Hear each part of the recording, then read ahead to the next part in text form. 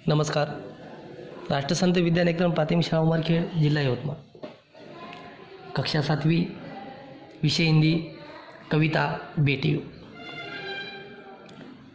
कवि है आनंद विश्वास. बच्चों, इससे पहले वीडियो में कविता के बारे में आपको जानकारी दी है. इस कविता में बेटियों को पढ़ाओ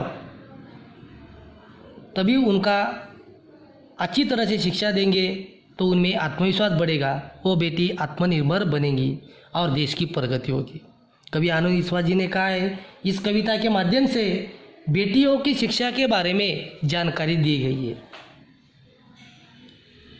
जैसे आप बेटे को पढ़ाते हो उसी तरह बेटे को पढ़ाओगे और बेटी को नहीं पढ़ाओगे तो शिक्षा आधी अधूरी हो जाएगी, आधी कहलाएगी. इसीलिए दोनों बच्चे बच्ची, लड़के लड़की, बेटा बेटियों को तुम जब पढ़ाओगे, जब शिक्षित करोगे, तभी आपकी शिक्षा पूरी तरह से हो पाएगी. कवि आनंद विश्वास जी ने इस कविता में शिक्षा के बारे में जानकारी दी है. तो देखो, अगला भाग देखेंगे. अब कोई ना कोई अनपढ़ होगा, अब कोई ना अनपढ़ होगा, सबके हाथों में पुस्तक होगी, ज्ञान गंगा की पावन धारा सबके आंगन तक पहुंचेगी. पुस्तक और कलम की शक्ति जगह जाहिर जानी पहचानी, नानी वाली कथा कहानी अब भी जग में लगे सुहानी.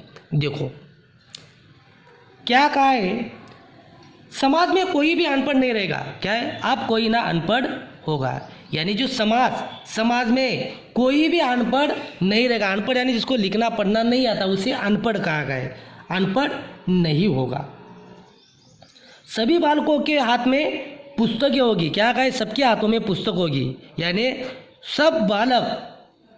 सभी बालकों के हाथों में पुस्तक होगी, तभी ज्ञान रूपी गंगा की पवित्र धारा प्रत्येक व्यक्ति के आंगन तक पहुंचेगी. ज्ञान गंगा की पवित्र धारा सबके आंगन तक पहुंचेगी, यानी कि क्या कहा है, ज्ञान रूपी गंगा की पवित्र धारा प्रत्येक व्यक्ति के आंगन तक पहुंच जाएगी. जैसी बारिश होती, जब बारिश होती तो पानी पूरी तरह से पानी बन जाता, पानी हो जाता. गांव का पानी गांव में इतना पानी हो जाता, गांव का पानी नाले में, नाले का पानी ओढ़े में, ओढ़े का पानी नदी में, नदी का पानी समुद्र में.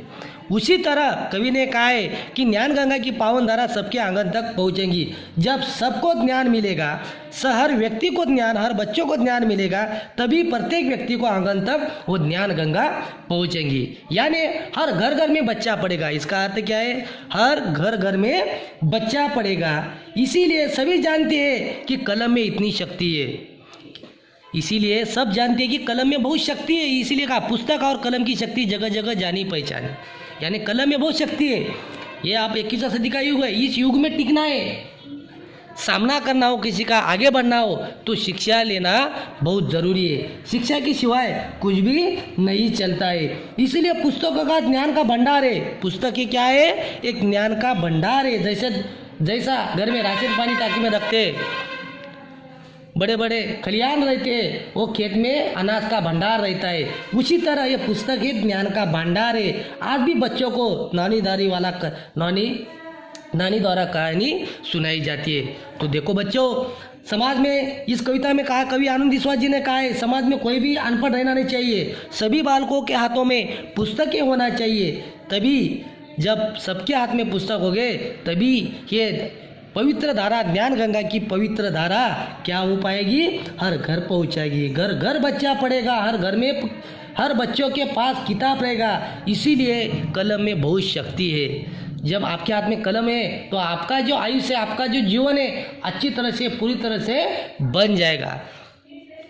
इसीलिए जीवन में पढ़ाई का बहुत महत्व है. जब सवेरे तुम नींद से होशियार होते और जब रात में सो जाते, वो ये जो बीच का जो कालावधि है, उसके कालावधि में तुम्हें शिक्षा की ज़रूरत गिरती है, शिक्षण की ज़रूरत गिरती है. दुकान में भाजीपाला, मार्केट, घड़ी, हर बार शिक्षा की ज़रूरत पड़ती है. इसीलिए कवि ने कहा है, तो शिक्षा के बारे में इस कविता में महत्व समझाया गया है. इसीलिए हर को बच्चों को जिस जैसा पढ़ाते हो उसी तरह बेटियां को भी पढ़ाओ.